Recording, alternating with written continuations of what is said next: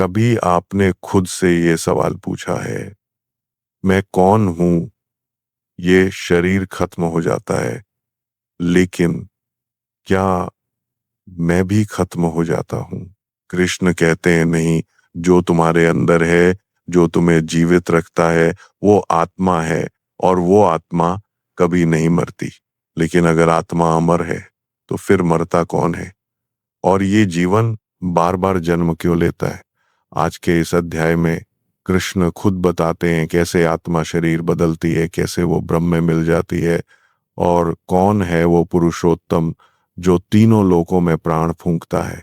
अगर आप ये समझ गए तो गीता का सबसे गुप्त रहस्य आपके सामने खुल जाएगा। भगवत गीता अध्याय 15। दोस्तों, कौन है हम, कहाँ से आए हैं, कहाँ को जाना है? कभी तो ये सवाल आपके मन में भी आया ही होगा। अगर नहीं आया तो आपको सोचना चाहिए कि किस तरह की जिंदगी में आप उलझे हुए हैं। खुद के बारे में सोचने के लिए आपके पास समय ही नहीं है या इच्छा ही नहीं है। और अगर आपके मन में यह सवाल आया है तो भगवत गीता में भगवान श्री कृष्ण इसी का उत्तर दे रहे हैं। मैं कपिल देवगन प्रणाम के साथ भगवत गीता का 15वां अध्याय शुरू करता हूँ। जय श्री कृष्ण। श्री भगवान वाच। कृष्ण बता रहे हैं कि हमारा ये संसार एक अविनाशी वृक्ष है, जिसका पेड़ कभी नाश नहीं होता, जो कभी खत्म नहीं होता, न सूखता है न मरता है। ये ऐसा पेड़ है जिसकी जड़ें ऊपर की ओर हैं और शाखाएं नीचे की ओर, तथा इस वृक्ष के पत्ते वैदिक स्तोत्र हैं। और जो इस अविनाशी वृक्ष को जानता है वही वेदों का जानकार है। जड़ें ऊपर की ओर हैं, इसका अर्थ ये होता है कि मूल ऊपर है, यानी कि परमात्मा ऊपर है। शाखाएं नीचे की ओर से मतलब हुआ कि प्रकृति नीचे है, ऊपर परमात्मा और नीचे प्रकृति। जिसने इस बात को जाना है ना दोस्तों, उसे सब विद्या प्राप्त हो गई है, अर्थात वेदों का ज्ञान हासिल कर लिया है। और जिसने नहीं जाना, उसके लिए यह जन्म मृत्यु का चक्कर हमेशा के लिए लगा रहेगा। इसीलिए यह वृक्ष अविनाशी है। इस संसार रूपी पेड़ की जो समस्त शाखाएं हैं, इन्हें आप अलग अलग योनियां मानिए। यानी कि हम सब प्राणी जो अलग अलग योनियों में बटे हुए हैं, ये शाखाएं नीचे और ऊपर सभी ओर फैली हुई हैं। इस वृक्ष की शाखाएं प्रकृति के तीनों गुणों द्वारा विकसित होती हैं। जो नई कोपले, नए पत्ते निकलते हैं, वो हमारी इंद्रियों के विषय हैं। इस पेड़ की जड़ें जो नीचे की ओर जा रही हैं, वो असल में बंधन हैं। इन्हीं जड़ों में सकाम कर्म करने वाले, यानी कि फल के लिए कर्म करने वाले बंधे रहते हैं। कोई भी पेड़ हो, उसकी जड़ें नीचे मिट्टी में ही जाती हैं, शाखाएं चारों तरफ फैलती हैं। लेकिन जो ये संसार रूपी वृक्ष है, इसके वास्तविक स्वरूप का अनुभव इस जगत में नहीं किया जा सकता है। और इसकी वजह यह है क्योंकि ना तो इस पेड़ का आदि है और ना ही इसका अंत है। ना तो ये पेड़ कहीं से शुरू हो रहा है, ना ही इसका कोई अंत दिखता है। दोस्तों, आप कैसे ऐसे पेड़ की कल्पना कर सकते हैं? वैसे तो पेड़ों का आधार धरती होती है, लेकिन इस पेड़ का कोई आधार ही नहीं। हाँ, लेकिन अगर आप हमारी इस दुनिया के मोह, लोभ और बंधन को तोड़कर वैराग्य की अवस्था में आए, तो इस पेड़ को काट सकते हैं। कहने का अर्थ है कि अगर आप प्रकृति के 3 गुणों से बच पाएं, तो इस पेड़ का भी अनुभव कर सकते हैं। वैराग्य यानी कि निष्काम कर्म में अपना सब कुछ समर्पित कर देना। वैराग्य ही वह हथियार है जिससे मनुष्य इस सांसारिक वृक्ष को काटकर प्रभु तक पहुंचने की कोशिश कर सकता है। जो मनुष्य प्रभु तक पहुंचने के मार्ग पर एक बार आ जाता है, वह फिर कभी वापस नहीं लौटता। कृष्ण कहते हैं, हे अर्जुन, मनुष्य को उस परमात्मा के शरणागत हो जाना चाहिए जिस परमात्मा से इस आदि रहित संसार रूपी वृक्ष की उत्पत्ति और विस्तार होता है। संसार रूपी वृक्ष अगर कटेगा नहीं तो प्रभु का रास्ता कभी नहीं मिलेगा। संसार रूपी वृक्ष कैसे कटता है उसे बताते हुए कृष्ण कहते हैं, जो मनुष्य मान प्रतिष्ठा और मोह से मुक्त है और जिसने उन मनुष्यों की संगति को त्याग दिया है, जो सांसारिक विषयों में लिप्त हैं, ऐसा मोह से मुक्त हुआ मनुष्य ही उस अविनाशी परम धाम को प्राप्त करता है। हम सब कुछ सोसाइटी में अपने स्टेटस के लिए करते हैं दोस्तों। इसी मान प्रतिष्ठा के मोह से मुक्त होना है और ऐसे लोगों से दूर रहना है जो इस दुनिया में कर्म सिर्फ फल के लिए करते हैं। उनकी संगत से बचना है दोस्तों। अपनी सांसारिक कामनाओं को समाप्त कर हमें सुख दुख का भेद खत्म करना है और अगर हम ऐसा कर सकते हैं तभी हमें प्रभु मिलेंगे। कृष्ण सांसारिक पेड़ को काट परम धाम पर पहुंचने की बात कर रहे हैं। क्या है यह परम धाम? वैसे तो सूर्य पूरे ब्रह्मांड को प्रकाशित करता है, लेकिन इस परम धाम को वह प्रकाशित नहीं कर पाता। न सूर्य न चंद्रमा इस परम धाम को प्रकाशित कर सकते हैं और ना ही अग्नि। ये परम धाम ऐसा गंतव्य है दोस्तों, जहां पहुंचकर कोई भी मनुष्य इस संसार में वापस नहीं आता और यही कृष्ण का परम धाम है। सब उस परम धाम की बातें तो करते हैं, लेकिन क्या समझते भी हैं कि वह परम धाम क्या है? और यही कृष्ण समझा रहे हैं। श्री भगवान वाच प्रकृति में जब ब्रह्म का अंश मिलता है तो हम प्राणी बनते हैं। इसी बात को समझाते हुए कृष्ण कहते हैं कि संसार में प्रत्येक शरीर में स्थित जीवात्मा मेरा ही सनातन अंश है। जो भी जीवित प्राणी आप देखते हैं उन सब में कृष्ण का ही अंश है दोस्तों। हर एक प्राणी में ब्रह्म है और यह सब प्राणी अपनी मन सहित छहों इंद्रियों के द्वारा प्रकृति के अधीन होकर काम करते हैं। जो जो प्रकृति के 3 गुण हमसे करवाते हैं हम वह करते हैं। कर्ता यानी कि करने वाली प्रकृति है, हम नहीं। इसीलिए जब हम प्रभु के परम धाम को पाने की कोशिश करते हैं तो हमारे अंदर का ब्रह्म उस ब्रह्म में मिल जाता है जिसका कि वह अंश है, और इसीलिए वह वापस धरती पर कभी नहीं आता। जब तक हमारे शरीर का जीवन है उसमें आत्मा रहती है। शरीर का समय खत्म होने पर आत्मा को दूसरे शरीर में जाना होता है, लेकिन दूसरे शरीर में जाने का आधार क्या होता है? आपके कर्म। 6 इंद्रियों के कार्यों के जो संस्कार होते हैं उनके साथ ही आत्मा एक शरीर का त्याग करके दूसरे शरीर में चली जाती है। ये एकदम वैसे ही होता है जैसे वायुगंध को एक स्थान से ग्रहण करके दूसरे स्थान में ले जाती है। जो भी आप करते हैं सोचते हैं उसका हिसाब किताब होता है दोस्तों। मृत्यु के समय यही हिसाब किताब आपकी आत्मा के अगले शरीर में संस्कार की तरह जाते हैं। तो जो भी करे इस बात को ध्यान में रखें दोस्तों, प्रभु के नियम से कोई भी नहीं छूटता। एक शरीर का जीवन खत्म होता है, उसकी देह मिट्टी में मिल जाती है, लेकिन आत्मा पिछले जन्म के संस्कारों के साथ दूसरे शरीर में जाती है और फिर दूसरे शरीर में वही प्रक्रिया फिर से चलायमान हो जाती है। जीवात्मा फिर से कान, आंख, त्वचा, जीभ, नाक और मन की सहायता से ही विषयों का भोग करता है।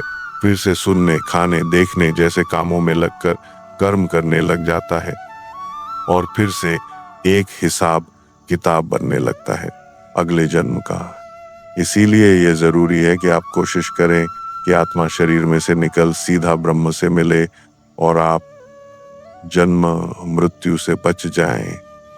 जीवात्मा एक शरीर से दूसरे शरीर में पिछले जन्म के संस्कार लेके आती और जाती रहती है।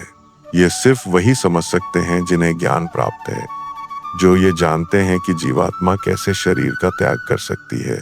ज्ञानी ही जानते हैं कि कैसे जीवात्मा शरीर में स्थित रहती है और किस प्रकार प्रकृति के गुणों के अधीन होकर विषयों का भोग करती है। लेकिन मूर्ख मनुष्य कभी भी इस प्रक्रिया को नहीं देख पाते हैं। केवल वही मनुष्य देख पाते हैं जिनकी आंखें ज्ञान के प्रकाश से प्रकाशित हो गई हैं। ऐसे मूर्ख जो गीता या प्रभु के ज्ञान को बोरिंग बताकर बातों को नहीं समझते, कृपया करके उनसे बच के रहिए दोस्तों। हमारे अंदर जो आत्मा है उसे जीवात्मा कहते हैं। उसी के आने जाने की प्रक्रिया से ही ये दुनिया चल रही है। अगर आत्मा शरीर के बंधन से मुक्त हो जाती है तो वह वापस अपने घर यानी कि ब्रह्म में मिल जाती है, जहां से वो आई थी। लेकिन कैसे? योग से। योग के अभ्यास में प्रयत्नशील मनुष्य ही अपने हृदय में स्थित इस आत्मा को देख सकते हैं। किंतु जो मनुष्य योग के अभ्यास में नहीं लगे हैं, ऐसे अज्ञानी प्रयत्न करते रहने पर भी इस आत्मा को नहीं देख पाते हैं। आपको निरंतर योग करना होगा, हार न मानते हुए अपने मन, शरीर और बुद्धि को दृढ़ करके ही आप आत्मा को जान पाएंगे। सूर्य के प्रकाश से ही हमारी धरती चलती है। इसी प्रकाश के ताप से ही पानी का वाष्पीकरण होता है और फिर वर्षा होती है। खेत हरे भरे होते हैं, हमारे पेट भरते हैं और हम जीवित रहते हैं। दोस्तों, साइंटिस्ट का कहना है कि सूर्य में एक फ्यूजन प्रोसेस चल रहा है जिससे यह प्रकाश होता है। लेकिन कृष्ण कहते हैं, हे अर्जुन, जो प्रकाश सूर्य में स्थित है, जिससे समस्त संसार प्रकाशित होता है, जो प्रकाश चंद्रमा में स्थित है और जो प्रकाश अग्नि में स्थित है, उस प्रकाश को तू मुझसे ही उत्पन्न समझ। कृष्ण ऐसा कह रहे हैं कि जो ज्योति में आपको प्रकाश दिखता है ना, वो स्वयं कृष्ण ही है। हम सब कृष्ण के संकल्प का ही नतीजा है। उसी के ऐश्वर्य और शक्ति की वजह से प्राणियों में सांस का आना जाना होता है, और सिर्फ प्राणियों में ही नहीं। कृष्ण कहते हैं कि वही चंद्रमा के रूप से वनस्पतियों में जीवन रस बनकर समस्त प्राणियों का पोषण करते हैं। धरती में पानी, खाद, उर्वरता सब कुछ के मिश्रण के बाद ही फसल बढ़नी शुरू होती है। इस बढ़ने को ही कृष्ण पोषण करते हैं। ये उनका ही संकल्प है जो हम में प्राण बनके हृदय को गति देता है, फसल में रस बनके उन्हें पौष्टिक और स्वादयुक्त बनाता है। अन्न हमारा आधार है। जीवित प्राणी को अगर अन्न नहीं मिलेगा तो वो मर जाएगा। अन्न को 4 प्रकार का बताया गया है: चबाने वाले, पीने वाले, चाटने वाले और चूसने वाले। कृष्ण कहते हैं, मैं ही पाचन अग्नि के रूप में समस्त जीवों के शरीर में स्थित रहता हूँ। मैं ही प्राणवायु और अपान वायु को संतुलित रखते हुए 4 प्रकार के अन्नों को पचाता हूँ। वो अग्नि जो हमारे अन्न को पचाकर हमें शक्ति देती है, ये अग्नि कृष्ण ही है। इससे पहले कृष्ण ने कहा था कि जो आपको ज्योति दिखती है उसका प्रकाश भी वे स्वयं है, और अब वो स्वयं को पाचन अग्नि बता रहे हैं। यहाँ तत्व ये है कि हम सब, क्योंकि कृष्ण के संकल्प का नतीजा हैं, इसीलिए हमारे इस पूरे ब्रह्मांड की हर क्रिया का आधार स्वयं कृष्ण है। हमारे अंतःकरण में जो आत्मा है वो कृष्ण ही है। ज्ञान का आना या ना आना या ज्ञान का ना रहना कृष्ण से ही होता है। कृष्ण की वजह से स्मृति, विस्मृति और ज्ञान होता है, यानी कि हमारे कर्मों पर निर्भर करता है। कि हमें ज्ञान प्राप्त होगा या नहीं होगा। आवश्यकता के समय कई बार आप बहुत ज़रूरी बात भूल जाते हैं। ये विस्मृति कृष्ण के कारण ही होती है। याद आने और भूल जाने के पीछे वही है। कृष्ण कहते हैं, मैं ही समस्त वेदों के द्वारा जानने योग्य हूँ। मुझसे ही समस्त वेद उत्पन्न होते हैं और मैं ही समस्त वेदों को जानने वाला हूँ। संसार में जो भी जीव होता है एक दिन उसकी मृत्यु निश्चित है। गलत। संसार में दो प्रकार के जीव होते हैं, एक नाशवान यानी कि क्षर और दूसरे अविनाशी यानी अक्षर। जो क्षर मतलब कि नाशवान होते हैं उन्हीं की मृत्यु निश्चित है, लेकिन समस्त जीवों की आत्मा अविनाशी है, उसकी मृत्यु नहीं होती, वह कभी नहीं मरती। यही सारे ज्ञान का आधार है। इसके आगे ही कृष्ण का बाकी का ज्ञान बढ़ना शुरू होता है। यही आपको समझना होगा दोस्तों कि आत्मा अमर है, उसी ब्रह्म का अंश है। जिस दिन वह उसी ब्रह्म में मिलेगी तो आपको मुक्ति मिलेगी, वरना नहीं। क्षर और अक्षर, इन दो तरह के जीवों के बारे में कृष्ण ने बताया है कि क्षर वो जो मर जाता है और अक्षर यानी कि आत्मा जो अमर है। लेकिन इन दोनों के अतिरिक्त, इन दोनों से अलग भी एक श्रेष्ठ पुरुष है जिसे कहा जाता है परमात्मा। ये अविनाशी भगवान तीनों लोकों में प्रवेश करके सभी प्राणियों का भरण पोषण करते हैं। तीनों लोकों का अर्थ है पृथ्वी, अंतरिक्ष और स्वर्ग। परमात्मा अपने चैतन्य बल से इन तीनों लोकों में प्राण फूंकता है, सबको जिंदा रखता है और तभी ये सृष्टि चलती है। जो हमारे अंदर है वह आत्मा है, जो बाहर है वह परमात्मा है और आत्मा और परमात्मा एक ही है। क्षर और अक्षर की परिभाषा को समझाकर कृष्ण ने बताया कि इन दोनों के अलावा एक श्रेष्ठ पुरुष भी है जो है परमात्मा, और यह पुरुषोत्तम पुरुष कृष्ण ही है। यह क्षर और अक्षर दोनों जीवों से परे और सर्वोत्तम है। वेदों में जिनका पुरुषोत्तम नाम से वर्णन होता है वह कृष्ण ही है। हमारी दुनिया के उत्तम की परिभाषा से इसे जोड़कर मत देखिएगा। यहाँ उत्तम का मतलब धन, दौलत, वैभव या प्रतिष्ठा से नहीं दोस्तों। यहाँ उत्तम से अर्थ है जो अविनाशी तीनों लोकों में प्राण शक्ति को धरता है, जिसके बिना कुछ भी संभव नहीं, जो हम सब में है और हम सबके बाहर भी है। जो इस बात को समझता है कि कृष्ण ही पुरुषोत्तम है, जो क्षर यानी कि खत्म हो जाने वाले जीव को और अक्षर यानी कि न मरने वाली आत्मा को जानता है, जो बिना किसी संशय के कृष्ण के इस भगवान रूप को समझता है, वह मनुष्य। ये कोशिश ही भक्ति है दोस्तों, और ये उसी के लिए संभव है जो अपने और परमात्मा के स्वरूप को समझता है। कृष्ण पुरुष, आत्मा, परमात्मा और पुरुषोत्तम के ज्ञान को शास्त्रों का अति गोपनीय रहस्य बता रहे हैं। जो इस परम ज्ञान को सही प्रकार से समझता है वह बुद्धिमान हो जाता है और उसके सारे प्रयत्न पूर्ण हो जाते हैं। भला हो अर्जुन का, जिसकी दुविधा की वजह से पुरुषोत्तम कृष्ण को गीता ज्ञान देने की आवश्यकता पड़ी और जिसकी वजह से हमें ये मोस्ट सीक्रेट ज्ञान हासिल हुआ दोस्तों। ये अति गोपनीय इसलिए भी है कि इसको जानने के लिए किसी को पूरे वेद और सारे शास्त्र पढ़ने पड़ते हैं, लेकिन यहाँ कृष्ण ने खुद को सारे वेदों को जानने वाला और साथ में खुद को ही सारे वेदों में जानने योग्य भी कहा है। इसीलिए कृष्ण ने जो कुछ भी है उसका सारा का सारा ज्ञान हमें बता दिया है। दोस्तों, पुरुषोत्तम योग अध्याय में पुरुषोत्तम कौन है और क्या है इसके बारे में कृष्ण ने बताया।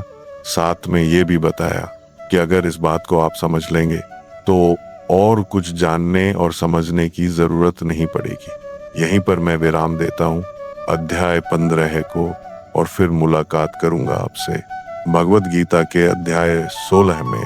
तब तक के लिए अपने दोस्त कपिल देवगन को आज्ञा दीजिए। जय श्री कृष्ण।